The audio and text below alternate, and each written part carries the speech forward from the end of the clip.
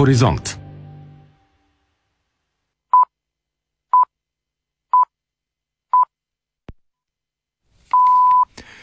Четири часа новини.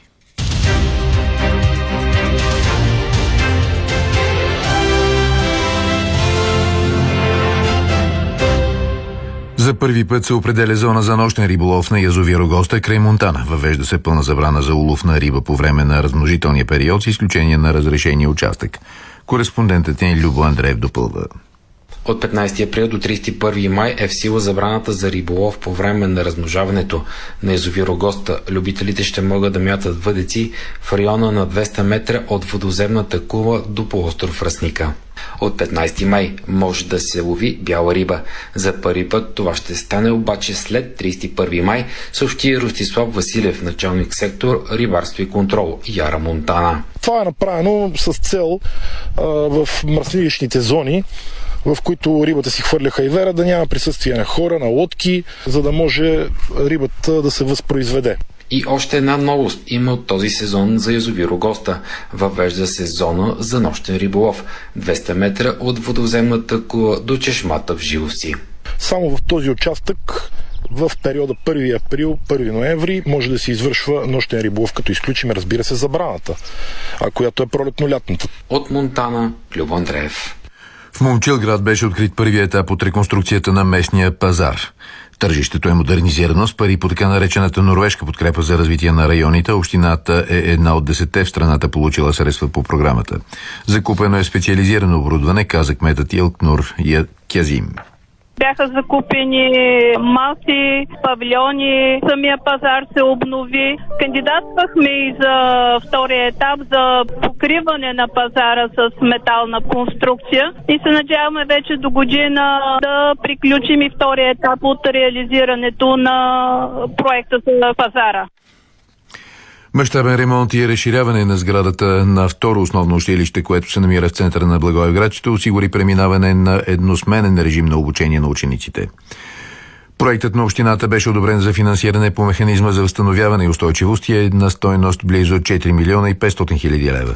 Той предвижда изграждане на 2 пристройки към основната сграда, в които ще има 6 класни стаи, читалня, столова и закрита зала за спорт, каквато до момента липсваше. На покрива на училището ще бъде монтирана и фотоволтаична инсталация.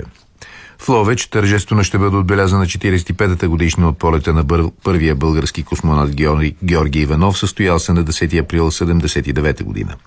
По повод годишнината Георги Иванов ще бъде посрещнат на централния площад в родния Ловеч.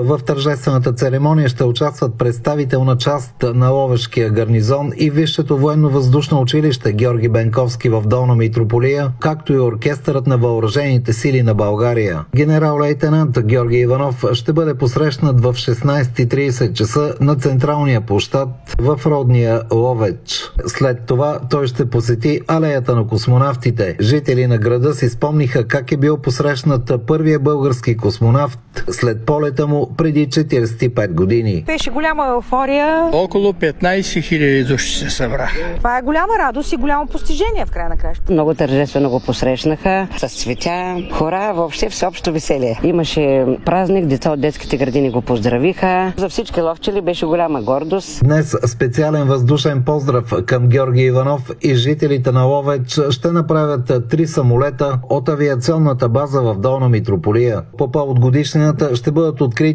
и изложби, посветени на космонавтиката и авиацията, а празничният ден ще завърши с аудиовизуалният спектакъл Ловеч звезден град.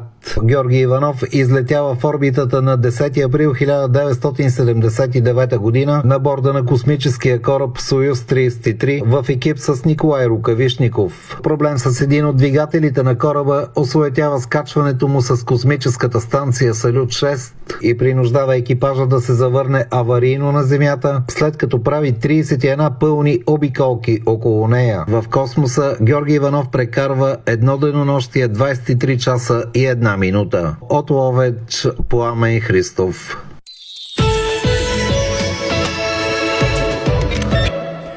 Времето с Мартин Славчев.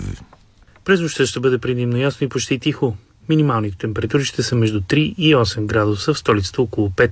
През деня ще бъде слънчево, ще духа слаб до умерен вятър от изток-североизток. Максимални температури между 23 и 28 градуса, в столицата около 25. Планините ще е слънчево, ще духат до умерен вятър от изток-североизток. Максимална температура на 1200 метра около 17 градуса, на 2000 метра около 11. Чухте прогнозата за времето на Националния институт по метеорология и хидрология. Новините на Българското национално радио в 4 представи Филип Данчев. Четете новините ни на bnr.bg, а всички емисии може да слушате отново на binar.bg.